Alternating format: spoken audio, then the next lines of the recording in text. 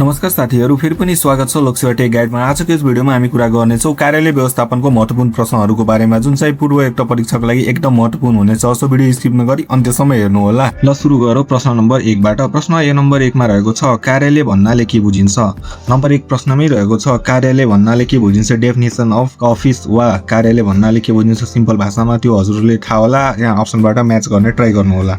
Option A मा रहेको छ काम गर्ने ठाउँ, कि अप्सन नम्बर बी समन्वय गर्ने ठाउँ के हो कार्यालय, काम गर्ने ठाउँ कि समन्वय गर्ने ठाउँ, कि अप्सन नम्बर सी सहभागी हुने ठाउँ, वा अप्सन नम्बर डी माथिको सबै। कुन हुन्छ करेक्ट एन्सर गेस गर्नु त कमेन्ट पनि गर्नु होला। यदि हजुरलाई यसको एन्सर अघिदेखि नै थाहा थियो भने यसको करेक्ट एन्सर हुन्छ अप्सन नम्बर ए काम गर्ने ठाउँ। कार्यालय भन्नाले के बुझ्न सकिन्छ भने काम गर्ने ठाउँले चाहिँ कार्यालय भनिन्छ। कार्यालय भनेको सामान्यतः काम गर्ने वा कार्य सम्पादन गर्ने ठाउँ नै हो। सो अब हेरौँ प्रश्न नम्बर 2। प्रश्न नम्बर 2 रहेको छ कार्यालयको प्राथमिक आधारभूत कार्य कुन हो। अब कार्यालय भनेको के हो हामीले बुझ्यौँ। अब कार्यालयको प्राथमिक आधारभूत कार्य के हो भन्नाले अब मेन उसको काम के हुन्छ। जस्तै अप्सन ए सूचना सङ्कलन गर्नु कार्यालयको काम हो, कि अप्सन नम्बर बी समन्वय गर्नु, कि अप्सन नम्बर सी कानुन बनाउने, वा अप्सन नम्बर डी अनुगमन गर्ने के हुन्छ कार्यालयको प्राथमिक आधारभूत कार्य। गेस गर्नु त यसको करेक्ट एन्सर हुन्छ अप्सन नम्बर ए सूचना सङ्कलन गर्नु नै कार्यालयको प्राथमिक आधारभूत कार्य हो। अब हेरौँ प्रश्न नम्बर 3। प्रश्न नम्बर 3 मा रहेको छ तलमध्ये कुन कार्यालयलाई आधुनिक कार्यालय मानिन्छ। यहाँ अप्सनमा दिएको 4 किसिमको कार्यालय रहेको छ, त्यसमध्ये कुन कार्यालयले चाहिँ आधुनिक कार्यालय मानिन्छ। अप्सन हेरौँ है।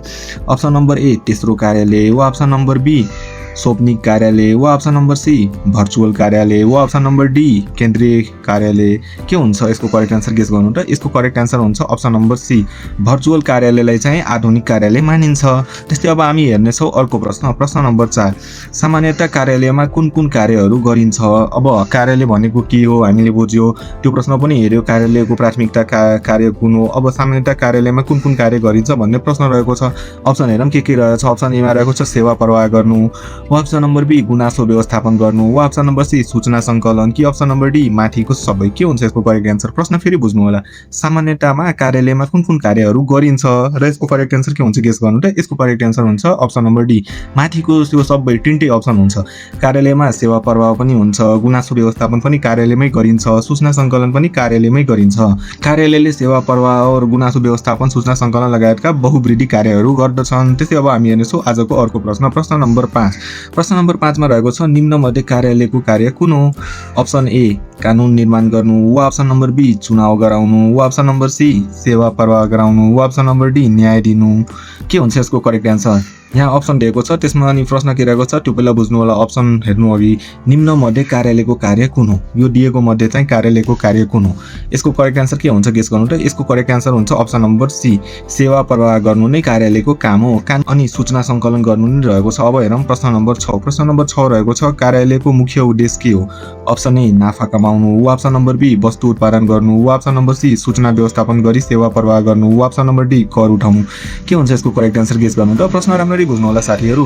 कार्यालयको मुख्य उद्देश्य के रहेको छ। अप्सन ए नाफा कमाउनु, कि वस्तु उत्पादन गर्नु, कि सूचना व्यवस्थापन गरी सेवा प्रवाह गर्नु, कि कर उठाउनु, र यसको करेक्ट एन्सर हुन्छ अप्सन नम्बर सी सूचना व्यवस्थापन गरी सेवा प्रवाह गर्नु नै कार्यालय व्यवस्थापनको कार्य रहेको छ, मुख्य उद्देश्य रहेको छ। अब हेरौँ प्रश्न नम्बर 7।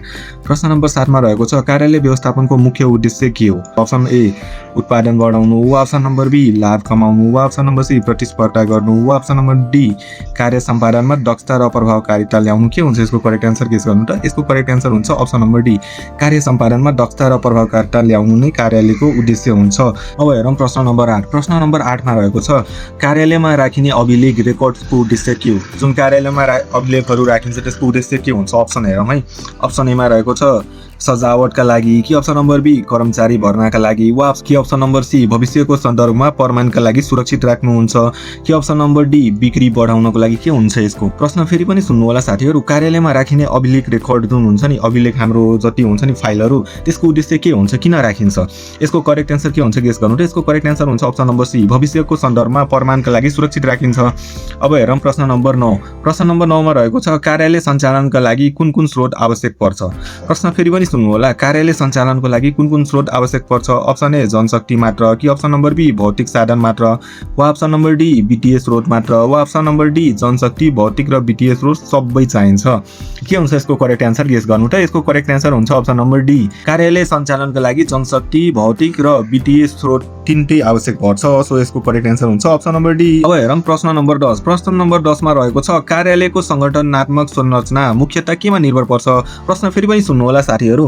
कार्यालयको संगठनात्मक संरचना मुख्यतः केमा निर्भर पर्छ? अप्सन ए संस्थाको आकार र प्रकृतिमा, कि अप्सन नम्बर बी कर्मचारीको संख्यामा मात्र, वा अप्सन नम्बर सी भवनको आकारमा, वा अप्सन नम्बर डी स्थानमा मात्र।